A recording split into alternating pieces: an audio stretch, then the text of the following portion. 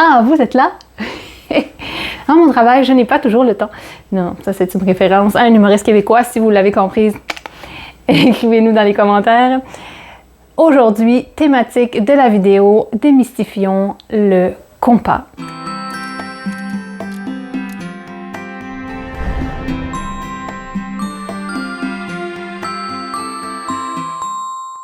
Donc, je suis Marjolaine Sioui, votre coach créatif de Boussole Arté.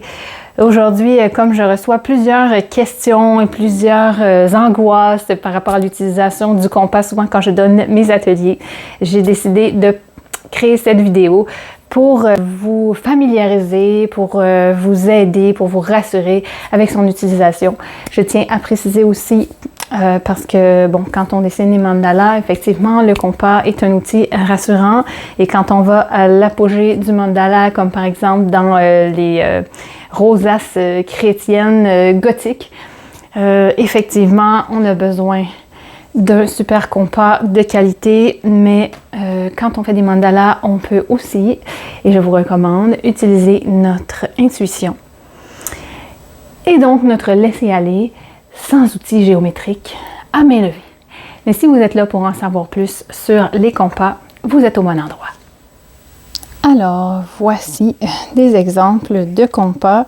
Je ne suis pas ici pour promouvoir quelques marques que ce soit, seulement pour montrer des différences. Parce que, bon, je vous dirais que comme pour n'importe quoi, en général, si on paye un petit peu plus cher, on va avoir un outil plus fiable.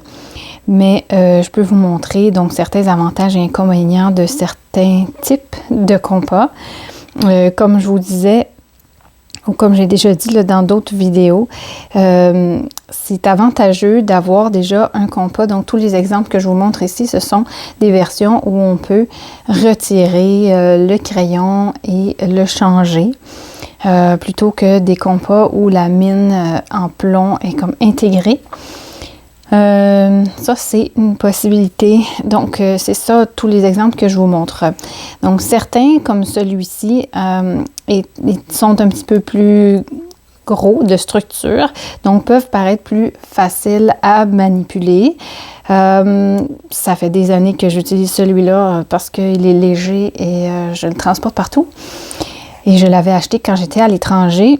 Je me rends compte que cette pointe est un petit peu plus mobile, c'est-à-dire que des fois, elle n'est pas assez fiable et donc elle va se déplacer si j'appuie pas bien sur ma pointe sèche.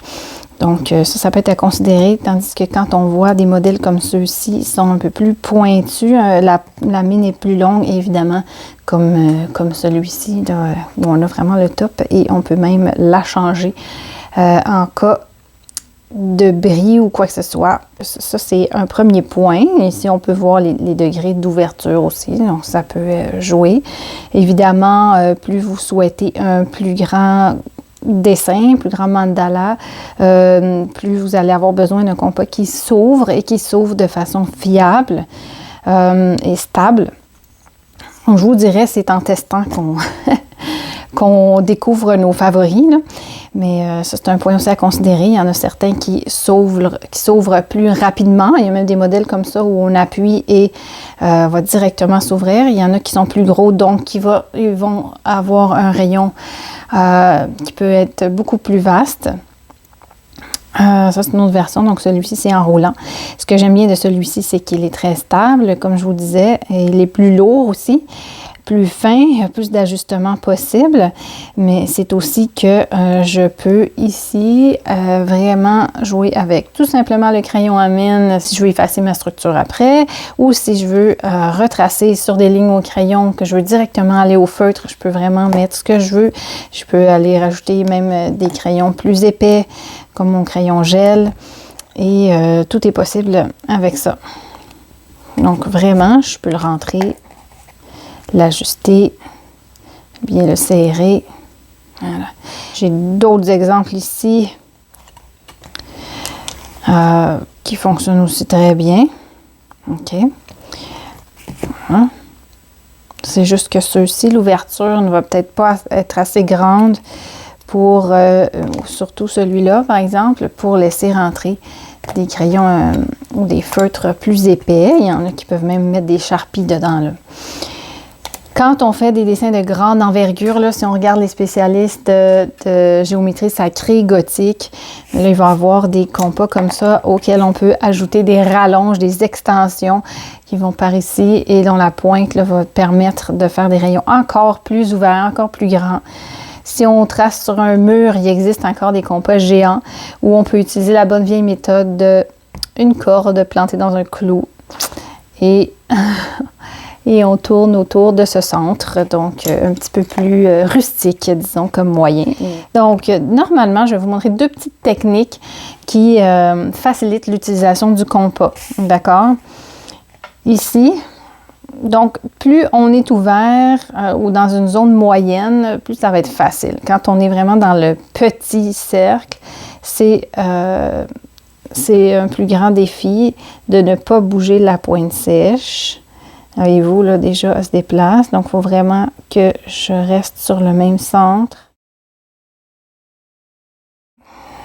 Mais l'idée, c'est de mettre ses doigts dans cette section. OK? Le pouce et l'index, en appuyant davantage sur la pointe sèche et en faisant pivoter autour. Ça me donne un exemple d'une première technique qui va fonctionner peu importe le compas. Donc, je peux vous montrer avec celui-ci, par exemple. Ici, celle-là est un petit peu plus haute. Donc, ça me donne un peu plus de prise que celui-ci, par exemple.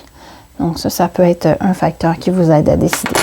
Maintenant, si ça nous pose problème, soit pour la stabilité du compas qu'on a ou sa qualité, ou pour toute autre raison, il y a une autre façon qui consiste en tourner la feuille. Un petit instant, je vous montre.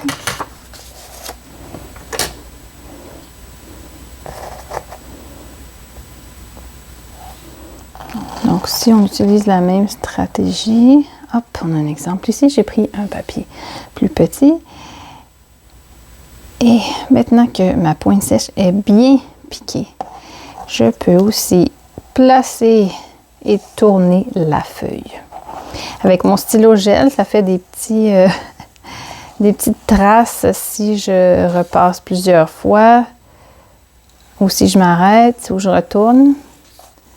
Donc voilà, ça c'est une autre façon, en autant qu'on est bien ancré dans notre centre. Vraiment, c'est peut-être plus stable si jamais vous avez des doutes. Il y en a qui tiennent ici. Pour plus de stabilité, ça les rassure. Dans cette méthode-là, ça peut fonctionner. Donc, c'était mes quelques trucs pour le compas. J'espère que ça vous inspire quelques mandalas.